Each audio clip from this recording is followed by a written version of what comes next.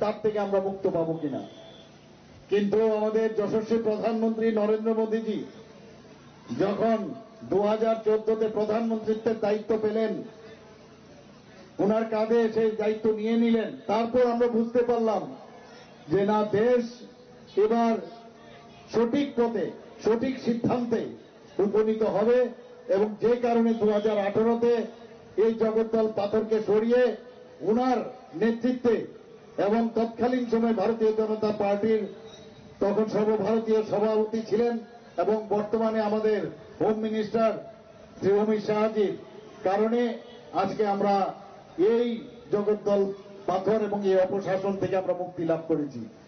এই 6 বছরে বন্ধুগণ আপনারা বলুন, ভারতীয় জনতা পার্টির এবং আইপিএফটির যে সরকার যেভাবে আমরা চেষ্টা করেছি যে ত্রিপুরাতে শান্তি প্রতিষ্ঠা করার জন্য, সেই দিকে আমরা কিন্তু কাজটা করেছি। আমরা আগে দেখতাম রাজনীতি মানে একটা অস্থিরতা, চারিদিকে খুন, সন্ত্রাস, অগ্নিসংযোগ, ধর্ষণ, এগুলোই আমরা নিত্যনৈমিক ঘটনা আমরা দেখতাম। মানুষ ধরে নিয়েছে যে হয়তোবা এটাই বোধহয় নিয়ম, এইভাবে বুঝি রাজনীতি করতে হয় এবং সংখ্যাধিক্যের কারণে মসনদে বসে এইভাবে সাধারণ মানুষকে বিভ্রান্ত সৃষ্টি করে থাকার নামই হচ্ছে যে সরকার আগে ছিল এই বামপন্থীর সরকার। আমরা দেখেছি মানুষ একবার সুযোগ দিয়েছিল তাদের হাত থেকে বাঁচার জন্য 5 বছরের জন্য জোট, কংগ্রেস জোটকে। কিন্তু আমরা কি দেখলাম, এই 5 বছরে কমিউনিস্ট যা করলো একদম কার্বন কপি এই কংগ্রেসও সে একই কাজ করলো। আমরা তারপর বুঝতে পারলো যে না, এদেরকে দিয়ে কিছুই হবে না। যখন প্রধানমন্ত্রীজির আহ্বানে এবং সারা ভারতবর্ষকে একটা নির্দিষ্ট গতিতে উনি নিয়ে যাচ্ছেন, তখন মানুষের ভরসা হলো যে এই হচ্ছে আমাদের দেশের কান্ডারি, যিনি এই দেশকে সঠিক পথে নিয়ে যাবেন। ত্রিপুরাতে 6 বছর ধরে আমরা সেই পথে কাজ করেছি, শান্তি প্রতিষ্ঠিত হয়েছে। বন্ধুগণ, বারবার যখন এখানে আমরা 2023-এ ইলেকশন, এখানে সাধারণ বিধানসভা নির্বাচন হলো, তখন আমি বারবার বলেছি আমরা এইরকম একটা নির্বাচন আমরা এখানে করতে চাই যেটা ইতিহাস হয়ে থাকবে। মানুষ বলবে যে এইভাবেও নির্বাচন সম্ভব ত্রিপুরাতে, এবং সেটা কিন্তু আপনারা সবাই মিলে এবং আমরা সবাই মিলে সেই কাজটা আমরা করতে পেরেছি।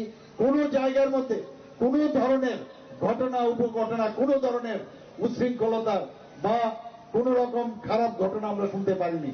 মানুষ সেই কারণেই ভারতীয় জনতা পার্টির উপরে তাদের বিশ্বাস বেড়েছে। তার ফলস্বরূপ আমাদের যে নির্বাচন দুটো হয়েছে, বক্সনগরে আপনারা জানেন, আরেকটা ধনপুরে, সেখানে আপনারা সবাই জানি যে বক্সনগরের কি অবস্থা। সেখানে তো সবসময় একটা উচ্ছৃঙ্খল একটা পরিবেশ সেখানে ছিল। আমরা শুধু সেখানে জিতেইনি, 30,000 ভোটে আমরা সেখানে জিতেছি। বন্ধুগণ, শুধু জিতেইনি, সেখানে আমরা জামানত বাজেয়াপ্ত করে দিয়েছি সেখানে বক্সনগরে। এবং আমরা ধনপুরে গত ইলেকশনে আমরা যেখানে মাত্র 3,500 ভোটে জিতেছি এবং সেই উপনির্বাচনে আমরা 18,000 ভোটে জিতেছি। অর্থাৎ মানুষ আমাদের উপরে যে আস্থা রেখেছে, সেই আস্থার একটা প্রতিফলন আমরা এই উপনির্বাচনে আমরা দেখেছি। বন্ধুগণ, আমাদের এখানে এবার যে লোকসভার ইলেকশন, 2টো আসন আমরা জানেন, মাননীয় প্রধানমন্ত্রীজি উনি টার্গেট দিয়ে দিয়েছেন আমাদের 303। গত 2019-এর যে লোকসভার ইলেকশন, আমাদের 303 হচ্ছে আমাদের আসন সংখ্যা।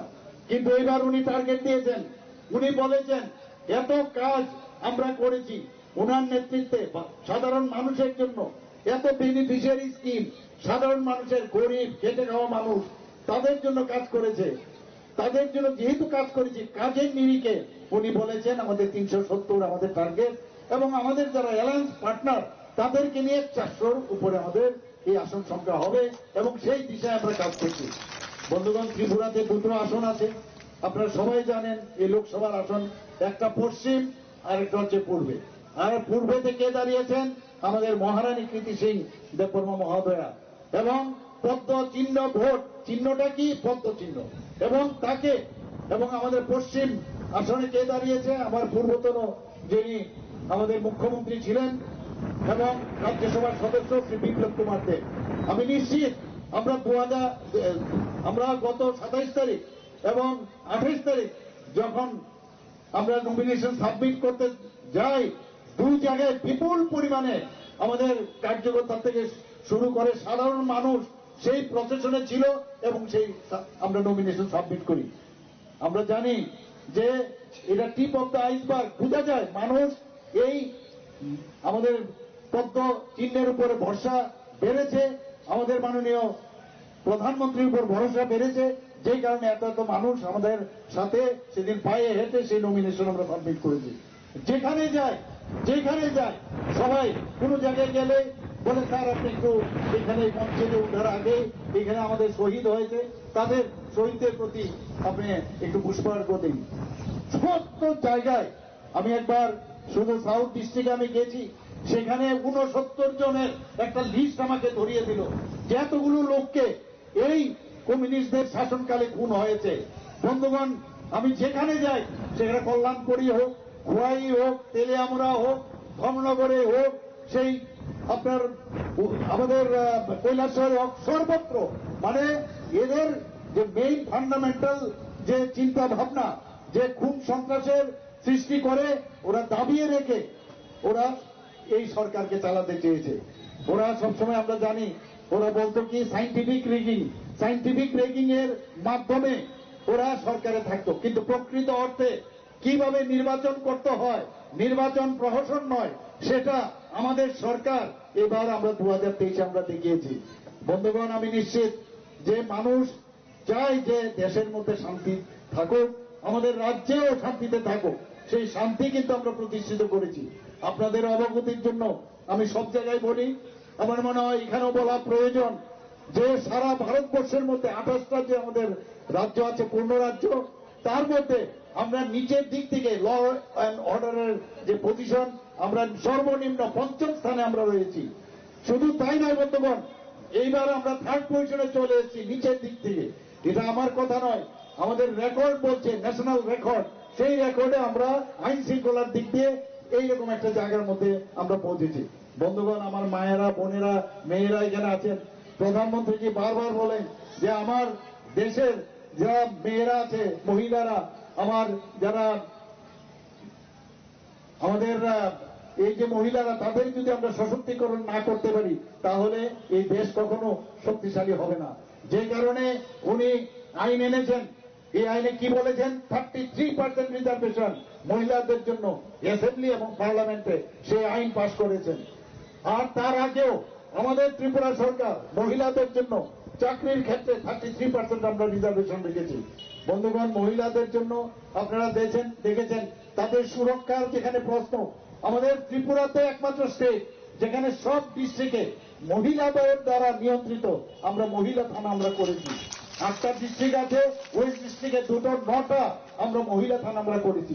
বিভিন্ন যে থানাগুলো আছে 24x7 মহিলা সহায়তা কেন্দ্র আমরা খুলেছি সেখানে। বন্ধুগণ, আপনারা জানেন মহিলাদের জন্য আমাদের যে সমস্ত যারা মেয়েরা আছেন কলেজে পড়েন, তাদের অবৈতনিক কোন রকম এডমিশন ফি, পরীক্ষার ফি দিতে হবে না, সেটাও আমাদের এই সরকার আমরা করেছি। শুধু তাই নয়, এইবারের বাজেটে যারা মহিলারা রাস্তাঘাটে যখন যায়, বিভিন্ন জায়গায় কমন যে টয়লেট থাকে সেই টয়লেটগুলোতে মহিলারাও যায়, আমাদের যারা পুরুষরা তারাও যায়, তাদেরকে যাতে নিশ্চিন্ত মনে যে টয়লেটগুলো আমরা করতে পারি, তার জন্য পিঙ্ক টয়লেট আমরা এইবারের বাজেটে আমরা রেখেছি। দূর থেকেই যেন যারা মহিলারা এবং বাচ্চারা দেখতে পায় সেই ব্যবস্থা আমরা করেছি। বন্ধুগণ, আমি কিছুদিন আগে টিএসআর ওদের পাসিং আউট প্যারেডে আমি গিয়েছিলাম, 137 জন যে মহিলা আমাদের মেয়েরা আছেন সেখানে প্যারেডে গ্রহণ করেছে। এত সুন্দরভাবে ওরা প্যারেড করছিল এবং তারা প্রাইজও পেয়েছে সেখানে। আমাদের মহিলারা কোনো অংশে কোনো জায়গায় কম নয়। কিছুদিন আগে আমি আমাদের ত্রিপুরার এক মেয়েকে আমি দেখলাম পাইলট হয়ে গেছে।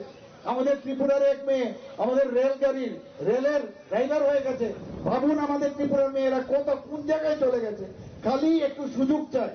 আমরা ত্রিপুরা সরকার আমরা 1% লেস যেখানে রেজিস্ট্রেশন হবে, যেখানে দলিল হবে, যাতে মহিলারা সশক্তিকরণ হয়।